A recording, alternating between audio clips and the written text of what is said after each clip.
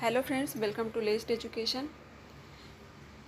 आज की क्लास में हम लोग कार्बोहाइड्रेट के बचे हुए पार्ट को करने वाले हैं।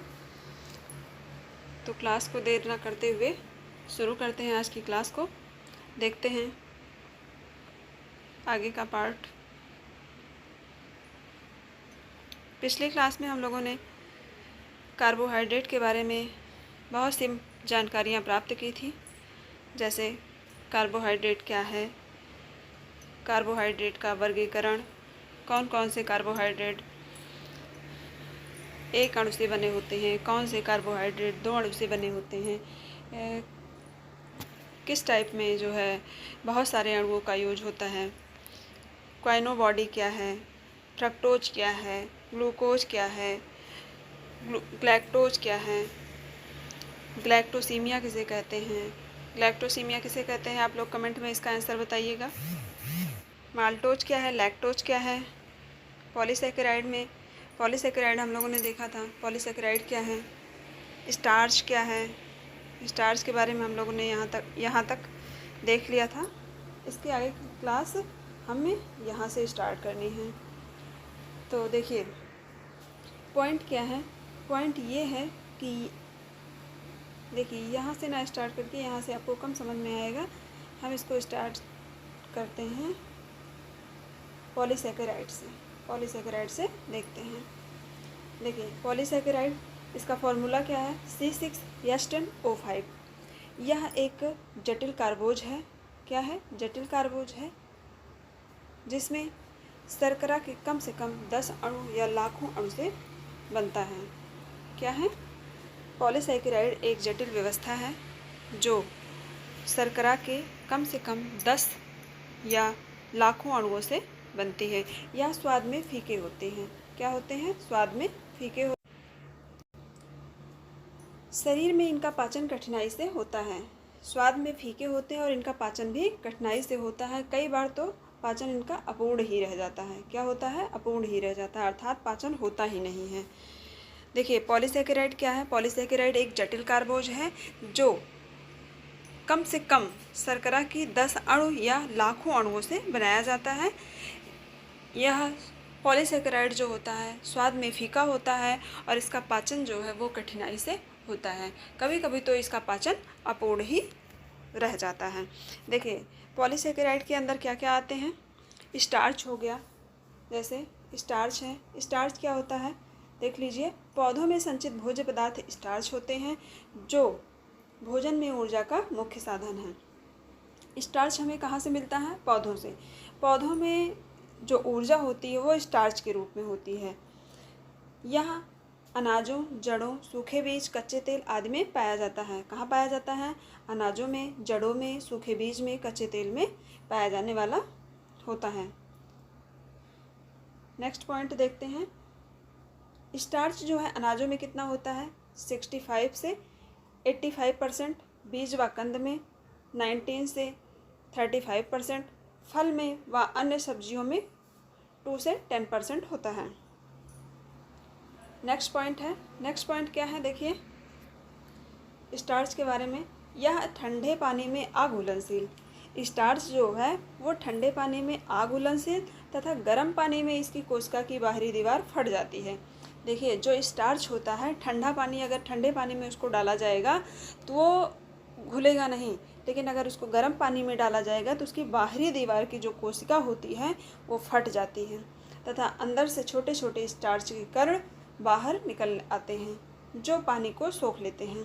देखिए जैसे हम लोग गेहूँ हो गया, मान लीजिए गेहूँ है एग्जाम्पल में, गेहूँ को भिगोते हैं।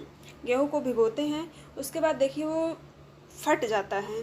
फटने के बाद वो उसमें से स्टार्च निकलने लगता है। अंदर से जो उसका गेहूं का अंदर का भाग होता है वो बाहर निकलने लगता है। तो वो धीरे धीरे पानी को अपने आप में अब्जॉर्ब करने लगता है, अर्थात सोखने लगता है और गेहूं फूल जाता है। यही क्रिया क्या होती है? जिलेटिनीकरण की कहलाती है।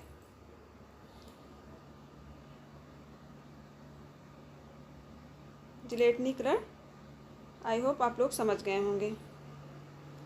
आगे देखिए स्टार्च। देखिए स्टार्च टाइलिन टाइलिन क्या है? एक एंजाइम है। कहाँ होता है? लार में होता है। स्टार्च जो है लार के एंजाइम टाइलिन से अभिक्रिया कराता है तो क्या बनता है? डेक्स्ट्रिन। अगर डेक्स्ट्रिन है, एमाइलेज भी एक एंजाइम है जो हमारी छोटी आंत में होता है। तो अगर एमाइलेज से डेक्स्ट्रिन अभिक्रिया करवाता है तो बनता है माल्टोज। अब माल्टोज देखिए, माल्टोज जो है माल्टेज एंजाइम से अभिक्रिया करने के बाद क्या बनता है? ग्लूकोज में कन्वर्ट हो जाता है। ग्लूकोज का काम क्या होता है? ग्लूकोज का काम होता है हमारी बॉडी को एनर्जी प्रदान करना। नेक्स्ट पॉइंट देखते हैं, डेक्स्ट्रिन है।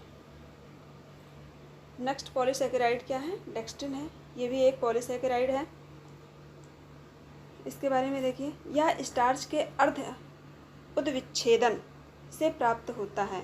अर्थात डेक्स्ट्रिन जो होता है स्टार्च के अर्ध उद्विच्छेदन मतलब कि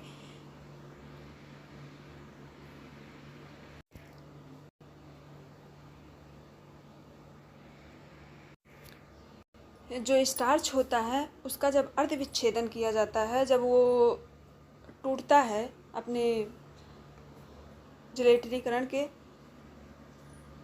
टाइम पर, तो उसका जो ऊपरी भाग होता है उसमें हम डेक्स्ट्रिन देखते हैं। क्या होता है? उसमें डेक्स्ट्रिन देखने को मिलता है। देखिए एग्जाम्पल में ब्रेड, केक, बिस्किट, चपाती की ऊपरी पपड़ी वाले भाग में डेक्स्ट्रिन होता है। देखिए जो ब्रेड होता है, केक है, बिस्किट है, रोटी है, तो उसका ऊपरी परत जो होता है देखिए ब्राउन कलर का होता है, भूरा जो होता है वही जो है डेक्स्ट्रिन है। देखिए नेक्स्ट पॉइंट है, ताप के संपर्क पर आने पर स्टार्च डेक्स्ट्रिन में बदलने लगता है। देखिए जो स्टार्च होता है अगर उसको हम ताप के संपर्क में लाते हैं तो वो ब्राउन कलर का होता जाता है, वही ब्राउन कलर डेक्स्ट्रिन कहलाता है। नेक्स्ट पॉइंट है,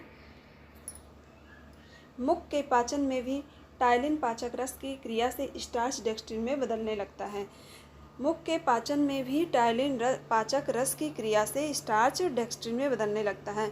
जब हम अपने मुंह में भोजन लेते हैं और जब टाइलिन से अभिक्रिया होती है, पाचक रस, टाइलिन क्या है? एक पाचक रस है, तो उस टाइम पर भी स्टार्च डेक्स्ट्रिन में बदलने लगता है। नेक्स्ट पॉइंट, चावल भूनने पर लाई अर्थात भूजा का भूरा हो जाना, रोटी को देर तक चबाने पर उसका मीठा हो जाना डेक्स्ट्रिन के कारण होता है। देखिए जब चावल को भूना जाता है, लाई बनता है, तो उसका ब्राउन होना ये भी क्या है? डेक्स्ट्रिन का कारण है। रोटी को देर तक चबाने पर उसका मीठा लगना, आप लोग इसको ट्राई करके देखिएगा। रोटी को आप जितनी देर तक चबाएंगे उतना ज़्यादा मीठा लगेगा। वो किस कारण से होता है? डेक्स्ट्रिन के कारण से होता है। नेक्स्ट पॉइंट है, यह छोटी आंत के एमाइलेज की उपस्थिति में टूटकर माल्टेज से अभिक्रिया करवाता है तो ग्लूकोज में बदलता है। देखिए माल्टोज जो है माल्टेज से अभिक्रिया करवाने के बाद ग्लूकोज में बदलता है। नेक्स्ट पॉइंट, नेक्स्ट पॉलीसेकेराइड देखिए सेलुलोज है। सेलुलोज क्या होता है? यह अनाजों, दालों, फल, सब्जियों के छिलके में रेशों के रूप में विद्यमान रहता है।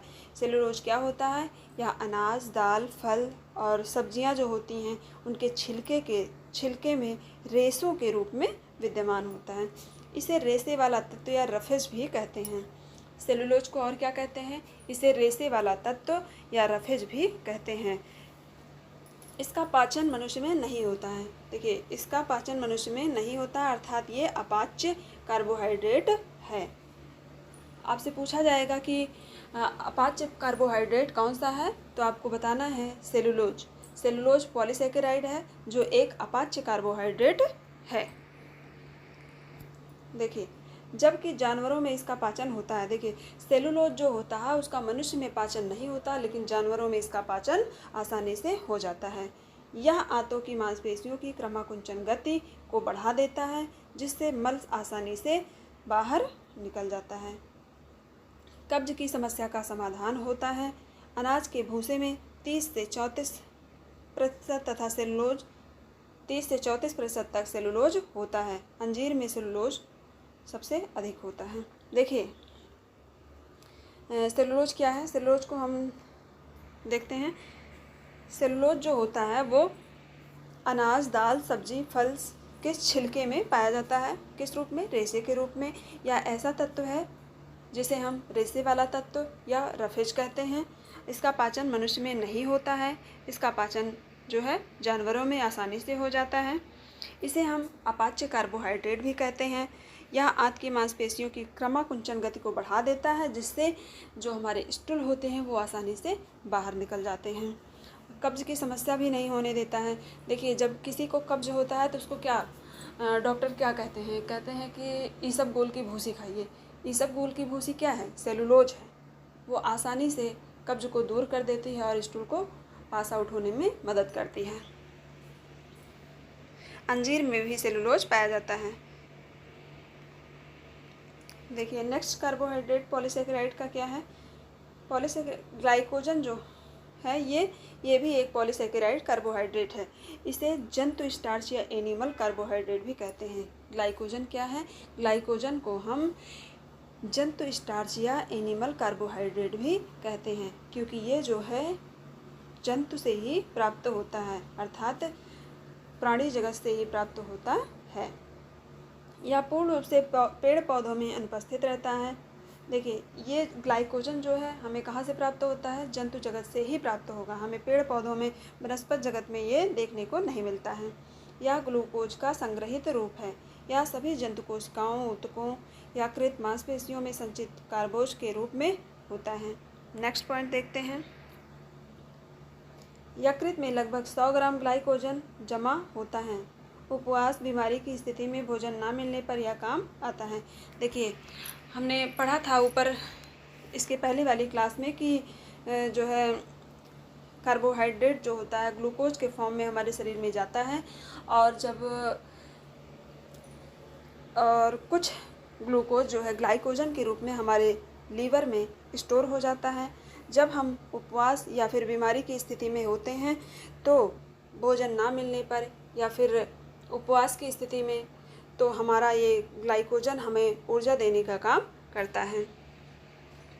नेक्स्ट पॉइंट देखते हैं। नेक्स्ट पॉइंट है ग्लूकोज। ग्लूकोज रक्त में अधिकता होती है ग्लाइकोजन के रूप में। ग्लाइकोजन रक्त में कमी, ग्लूकोज। देखिए, इसका मतलब ये है कि अगर रक्त में अधिकता होगी तो ग्लूकोज जो है वो ग्लाइकोजन में कन्वर्ट होकर के लीवर में स्टोर हो जाएगा। अगर रक्त में ग्लूकोज की कमी है तो अगर रक्त में कमी हो जा रही है ग्लूकोज की, तो जो स्टोर ग्लाइकोजन है वो ग्लूकोज के फॉर्म में आकर हमारे रक्त में मिल जाता है। आगे देखते हैं। आगे है पेक्टिन। पेक्टिन क्या है? पेक्टिन भी एक कार्बोहाइड्रेट है जो पॉलीसेकेराइड है। पेक्टिन की उपस्थिति में पके हुए फल, छोटे हरे पौधे तथा कुछ जड़ वाली सब्जियां जैसे सलजम, अमरूद का गुद्दा, आम, सेब आदि में पाया जाता है। पेक्टिन किस में पाया जाता है? पेक्टिन तो खासकर फलों में पाया जाता है, फलों के गुद्दों में पाया जाता है, और कुछ जड़ वाली सब्जियों में भी पेक्टिन पाया जाता है, छोटे हरे पौधों में भी पाया जाता है। नेक्स्ट पॉइंट है फलों में उपस्थित पेक्टिन की मात्रा से जेली के जमने व न जमने पर प्रभाव पड़ता है। देखिए, फलों में जितना अधिक मात्रा में पेक्टिन होगा उतना अच्छा जेली बनाने में सही रहेगा। और मान लीजिए हम जेली बना रहे हैं और मान लीजिए हम जेली बना रहे हैं और जिस फल से बना रहे हैं उस फल में पेक्टिन की मात्रा कम है तो वो उसके जमने की संभावना कम होती है। अगर उसमें पेक्टिन की मात्रा बढ़िया है, सफिशिएंट मात्रा में है, तो वो आसानी से जम जाएगी। तो इसलिए कहा गया है कि फलों में पेक्टिन की मात्रा जेली के जमने व न जमने पर प्रभाव पड़ता है। नेक्स्ट पॉइंट है इसका शरीर के पोषण में कोई मूल्य नहीं है। शरीर के पोषण में इसका कोई मूल्य नहीं है। पेक्टिन जो होता है हमारे शरीर को पोषण नहीं देता है। अतिसार के उपचार में पेक्टिन उपयोगी है। अगर किसी को अतिसार है तो उसके उपचार में पेक्टिन बहुत ही लाभदायक माना जाता है। देखिए, कुछ अन्य पॉलीसेकेराइड्स हैं। कुछ अन्य पॉलीसेकेराइड्स कौन से हैं? फ्रैक्टोसन्स हैं, गैलेक्टन्स हैं, ऐसे नाम होते हैं। देखिए, फ्रैक्टोसन्स क्या है? फ्रैक्टोज के अणु से बने होते हैं। किस में होता है? प्याज में उपस्थित होता है। गैलेक्टन्स हैं तो ये ग्लैक्टोज के अणु होते हैं। समुद्री घास में बहुतायत मात्रा में पाए जाते हैं। बच्चों को कब्ज में दिया जाता है, क्या? गैलेक्टन्स। आगे देखते हैं कौन से हैं। पेंटोसन्स है। पेंटोसन्स क्या है? यह हरे घास में पेंटोज के अणु होते हैं। हरे घास में पेंटोज के अणु होते हैं, उन्हें क्या कहते हैं? पेंटोसन्स कहते हैं। हेमीसेलुलोज, सब्जी, दाल, अनाज के बाहरी आवरण में उपस्थित होता है हेमीसेलुलोज। देखिए नोट में क्या लिखा है, कुछ इम्पोर्टेंट पॉइंट्स हैं जो आपके एग्जाम में बहुत ही कारगर साबित होंगे। हाइपोग्लाइसीमिया। हाइपोग्लाइसीमिया क्या है? रक्त में ग्लूकोज की मात्रा सामान्य से कम। अगर हमारे बॉडी में रक्त में सामान्य से कम मात्रा में ग्लूकोज है, अगर हमारे रक्त में सामान्य से कम मात्रा में ग्लूकोज है तो वो क्या होगा? हाइपोग्लाइसीमिया। अगर हाइपरग्लाइसीमिया है तो रक्त में ग्लूकोज की मात्रा सामान्य से अधिक हो जाती है। मान लीजिए आपके रक्त में ग्लूकोज की मात्रा सामान्य से अधिक है तो क्या हो गया? हाइपरग्लाइसीमिया। ग्लाइकोजेनेसिस क्या है? ग्लूकोज का ग्लाइकोजन में बदलना क्या कहलाएगा? ग्लाइकोजेनेसिस। ग्लाइकोजेनोलाइसिस क्या है? ग्लाइकोजन का ग्लूकोज में टूटना। देखिए ग्लूकोज का ग्लाइकोजन में बदलना ग्लाइकोजेनोसिस, अगर ग्लाइकोजन का ग्लूकोज में टूटना ग्लाइकोजेनोलाइसिस। ग्लाइकोनियोजेनेसिस क्या है? फैटी एसिड व अमीनो एसिड का ग्लूकोज में बदलना। फैटी एसिड व एमिनो एसिड का ग्लूकोज में बदलना क्या कहलाता है? ग्लाइकोनियोजेनेसिस। आगे क्या है? ग्लाइकोलिसिस। ग्लाइकोलिसिस क्या है? देखिए ग्लूकोज का पायरुविक एसिड में बदलना क्या कहलाएगा? ग्लाइकोलिसिस। डेक्सट्रिनाइजेशन। देखिए डेक्सट्रिनाइजेशन कैसे होता है? डेक्सट्रिनाइजेशन स्टार्च है, ड्राई हीट है, मतलब उसको स्टार्च को ताप पर रखते हैं तो वो जो है डेक्सट्रिन में कन्वर्ट हो जाता है। डेक्सट्रिन में कन्वर्ट होने के पहचान क्या है? स्टार्च जो है ब्राउन कलर का हो जाएगा। जिलेटिनाइजेशन क्या है? जिलेटिनाइजेशन स्टार्च का मोस्ट हीट पर रखना, मतलब थोड़ा लिक्विड डाल के रखना, ताप पर रखना स्टार्च को, तो वो जेल में कन्वर्ट हो जाएगा। आगे देखिए, ये सब पूछा जाएगा आपसे क्वेश्चन, ये सब बहुत पूछा जाता है। डेक्टिनाइजेशन क्या है? जिलेटिनाइजेशन क्या है? रेट्रोग्रेडेशन क्या है? तो रेट्रोग्रेडेशन को देख लीजिए। Retrogradation is a reaction that take place when the amylose and amylopectin chain in cooked gelatinized starch realize themselves as the cooked starch cools। देखिए इसको देखिए, प्रतिक्रमण। रेट्रोग्रेडेशन क्या है? प्रतिक्रमण है। प्रतिक्रमण एक ऐसी प्रक्रिया है जो तब होती है जब एमाइलेज एमाइलोपेक्टिन श्रृंखला में पके हुए जिलेटिनी युक्त स्टार्च में पके हुए स्टार्च के ठंडा होने पर खुद को पुनः व्यवस्थित कर लेते हैं। क्या है? प्रतिक्रमण एक ऐसी प्रक्रिया है जो तब होती है जब एमाइलेज और एमाइलोपेक्टिन श्रृंखला पके हुए जिलेटिनी युक्त स्टार्च में पके हुए स्टार्च से के ठंडा होने पर खुद को पुनः व्यवस्थित कर लेता है। आगे पॉइंट देखते हैं। सिनरेसिस क्या है? सिनरेसिस प्रतिगामीकरण कहते हैं। सिनरेसिस को क्या कहते हैं? प्रतिगामीकरण। Retrogradation can be expel water from the polymer networks. This is process known as syneresis. देखिए retrogradation can be expel water from the polymer network. This is process known as syneresis. प्रतिगामीकरण बहुलक नेटवर्क को पानी से बाहर निकाल सकता है। इस प्रक्रिया को सिनरेसिस कहा जाता है।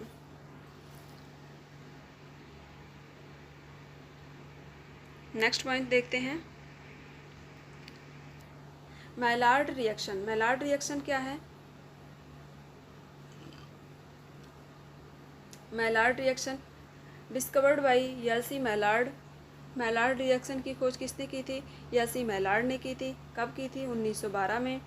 It is A browning it is A browning reaction between reducing sugar and amino acid.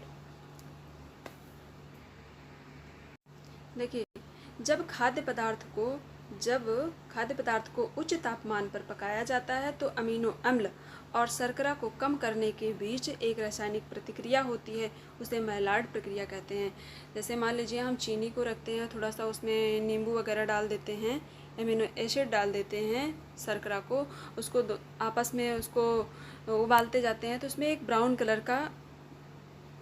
Colour हो जाता है।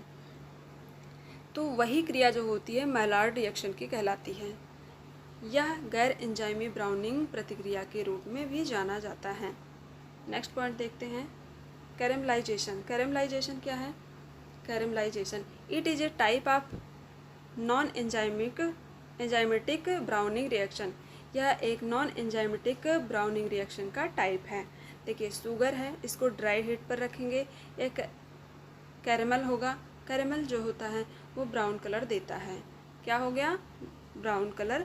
अगर शुगर को हम ब्राउन कलर में ला देते हैं, उसको ड्राई हीट पर रखते हैं और वो उसका कलर जो है ब्राउन हो जाता है, तो वही हमारा कैरेमलाइजेशन कहलाता है। देखते हैं आगे क्लास। कार्बोहाइड्रेट के कुछ परीक्षण दिए गए हैं, ये भी बहुत इम्पॉर्टेंट है। देखिए, कार्बोहाइड्रेट के परीक्षण अर्थात CHO टेस्ट। देखिए, फलिंगस टेस्ट हो गया, बेंडिक्ट टेस्ट हो गया, टॉलेंस टेस्ट हो गया और सेजन टेस्ट हो गया। देखिए, जो फलिंगस टेस्ट है और बेंडिक्ट टेस्ट है, फलिंगस और बेंडिक्ट टेस्ट किसके लिए है? मोनोसैकेराइड का फॉर्म। अगर हमको किसी भी कार्बोहाइड्रेट को चेक करना है, किसी भी खाद्य पदार्थ को लेकर चेक करना है कि उसमें मोनोसैकेराइड का फॉर्म है या नहीं है, तो उसके लिए हम कौन सा टेस्ट करेंगे? फलिंगस टेस्ट और बेंडिक्ट टेस्ट करेंगे। रिड्यूसिंग शुगर के लिए टॉलेंस टेस्ट या ओसेजन टेस्ट होता है। किसके लिए? टॉलेंस टेस्ट है और ओसेजन टेस्ट किसके लिए है? रिड्यूसिंग शुगर के लिए। सैलिवनाफस टेस्ट किसके लिए? सैलिवनाफस टेस्ट कीटोस शुगर, यह मोनोसैकेराइड का फॉर्म है। इसमें पर मॉलिक्यूल से एक कीटोन होता है। क्या होता है? सैलिवनाफस टेस्ट क्या है? कीटोस शुगर क्या है? या मोनोसैकेराइड का फॉर्म है। इसमें पर मॉलिक्यूल से एक कीटोन होता है। देखिए, आज की क्लास यहीं पर ख़त्म होती है। कार्बोहाइड्रेट में हम लोगों ने बहुत सारी चीज़ें देखी हैं जो हमारे एग्ज़ाम की दृष्टि से बहुत ही कारगर साबित होंगी। अगर आप लोगों ने इतना पढ़ लिया कार्बोहाइड्रेट के बारे में, तो आपको इससे बाहर क्वेश्चन नहीं देखने को मिलेंगे, क्योंकि यह नोट्स हम आपके लिए ही स्पेशल बना रहे हैं ताकि आपको कहीं और भटकने की ज़रूरत ना पड़े। इसमें कार्बोहाइड्रेट से संबंधित सभी टॉपिक्स कवर किए गए हैं। कोई भी ऐसा टॉपिक छूटा नहीं है कि कार्बोहाइड्रेट के बारे में और भी जानकारियाँ इकट्ठी करनी पड़े। इसमें सारी चीज़ें कार्बोहाइड्रेट के बारे में समाहित हैं। तो वीडियो कैसी लगी कमेंट कीजिएगा, वीडियो को लाइक कीजिएगा, शेयर कीजिएगा और चैनल पर नए हैं तो इसको सब्सक्राइब भी कर लीजिएगा ताकि आपको अगली वीडियो का नोटिफिकेशन जल्दी मिल जाया करे। Thank you.